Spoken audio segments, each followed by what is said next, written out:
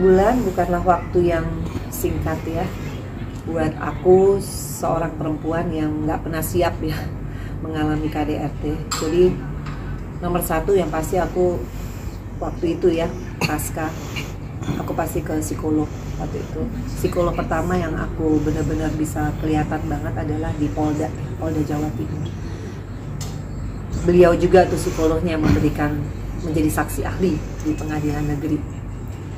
Kemudian pulang ke Jakarta, aku hipnoterapi, aku juga psikolog session, psikoterapi juga.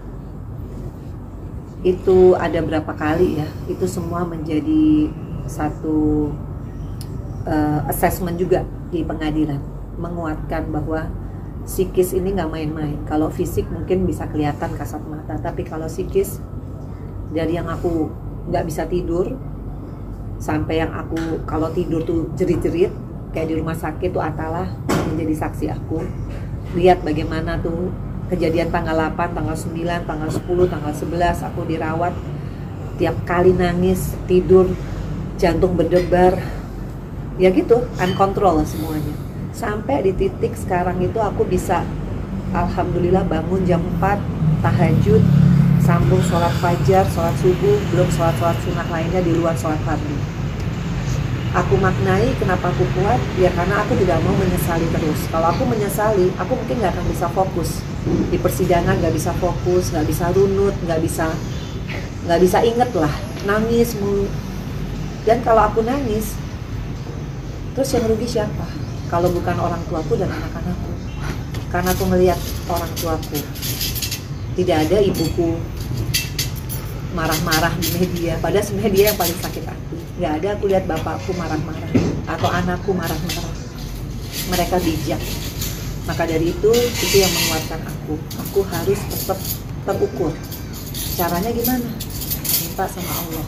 Makanya sholat tahajud itu di jam-jam yang sepi, nggak ada orang. Di situ aku doain Ferry. Aku berharap dia mendapatkan hidayah. Hanya bisa doa. Nah, kalau kita mendoakan yang baik, otomatis kita akan dilindungin sama Allah. Kekuatan itu akan ada. Jadi, kalau orang bilang dia nggak mau ngaku, ya buat aku bukan masalah aku. Masalahku sama Allah, aku mencoba dengan peristiwa ini menjadi orang yang lebih istiqomah. Karena hanya itu pilihannya. Tapi kalau kita pilihannya udah jadi korban, di cyber kita makan emosi, nangis-nangis, lebih depresi. Terus kalau aku nggak bisa healing, yang rugi siapa? Masa mau rugi 2 kali, udah di KDRT, nggak bisa move on. Tapi itu bukan nggak pakai proses. Jadi kalau teman-teman bisa lihat, sekali lagi di persidangan itu sebetulnya sangat jelas. Karena aku mengikuti persidangan meskipun aku nggak hadir.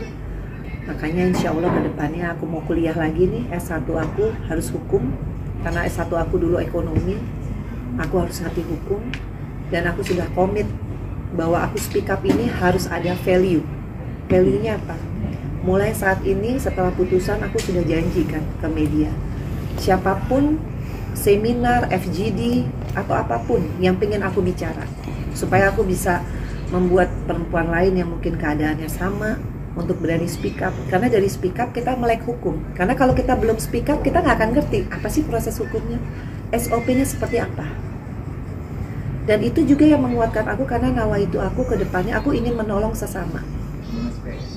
Bukan artian dalam arti kata aku harus DPR, enggak. Jadi Vena Melinda aja, panggil aja aku, nggak usah bayar. Itu jadi satu komitmen ya. Anggaplah ini pembelajaran dari peristiwa aku, nanti bukan kalian ngejar aku karena rame vonis, habis itu 5 bulan lagi udah nggak ada beritanya. Tapi nggak ada pembelajaran apapun buat perempuan di luar sana yang nggak ngerti hukum, nggak ngerti, mungkin nggak tahu, nggak bisa bayar lawyer. Nah jadi itu sih. Jadi kalau ditanya kekuatan, semua by proses. Yang jelas ya minta sama Allah. Yang namanya psikolog, yang namanya hipnoterapi itu bantuan. Tapi kekuatan itu hanya dari Allah. Jadi aku maknai kejadian ini bukan bikin aku terpuruk. Kejadian ini harus bikin aku bangkit dan lebih bagus dari sebelumnya, dari Vena yang sebelumnya. Itu sih.